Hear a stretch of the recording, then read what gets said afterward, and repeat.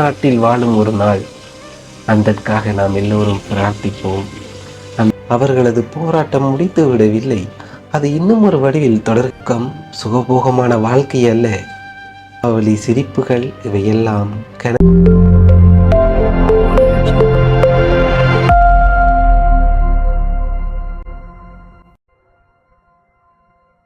வணக்கம் உறவுகளே, என் அன்பு தமிழ் உள்ளங்களே.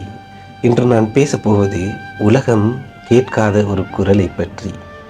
அது ஐரோப்பாவில் தஞ்சம் புகுந்த இலங்கை தமிழர்களின் வாழ்க்கை பற்றி. நம் மக்கள் தாய் நாட்டை விட்டு சென்றது விருப்பத்தால் அல்ல, வேதனையால் தான்.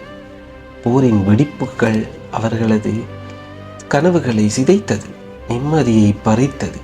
அவர்கள் அலைந்து திரியும் ஓர் புலம்பெயர் பறவைகளாக மாறினர். ஐரோப்பாவை அடைந்த போது அவர்களது போராட்டம் முடித்து விடவில்லை. அது இன்னும் ஒரு வடிவில் தொடர்கிறது. அந்நிய நாட்டில் குளிரில் மொழி தெரியாமல் தனிமையில் அவர்கள் வாழ்கின்றனர். பலர் தொழிற்சாலைகளிலும் ஹோட்டல்களிலும் சுத்தம் செய்யும் வேலைகளிலும் இரவு பகலாக உழைக்கின்றனர். அவர்களின் நோக்கம் சுகபோகமான வாழ்க்கை அல்ல. அவர்களுடைய நோக்கம் சுகபோகமான வாழ்க்கை அல்ல. தாய்நாட்டில் உள்ள குடும்பங்கள் பசி இல்லாமல் இருக்க வேண்டும் என்பதற்காக. தாயாரின் குரல் கேட்க மனம் ஏங்குகிறது.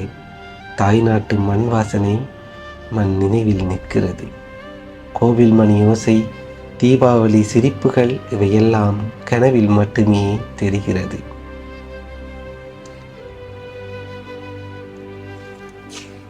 பலர் 10-20 ஆண்டுகளாக வீட்டுக்கு போக முடியவில்லை. சிலர் தங்கள் பெற்றோர்களின் கடைசி மூச்சு கூட காண முடியவில்லை. அந்த வேதனை தஞ்சம் புகுந்த தமிழர் மட்டுமே உணர முடியும். ஆனால் இதற்கிடையில் அவர்கள் தளரவில்லை. அவர்கள் கோயில்களை கட்டினர், தமிழ் பள்ளிகளை தொடங்கினர், தங்கள் குழந்தைகளுக்கு தமிழ் பேச கற்றுக் கொடுத்தனர். அவர்கள் வாழும் இடமெல்லாம் தமிழ் உயிர் என்று சொல் சாட்சியாக இருக்கிறது.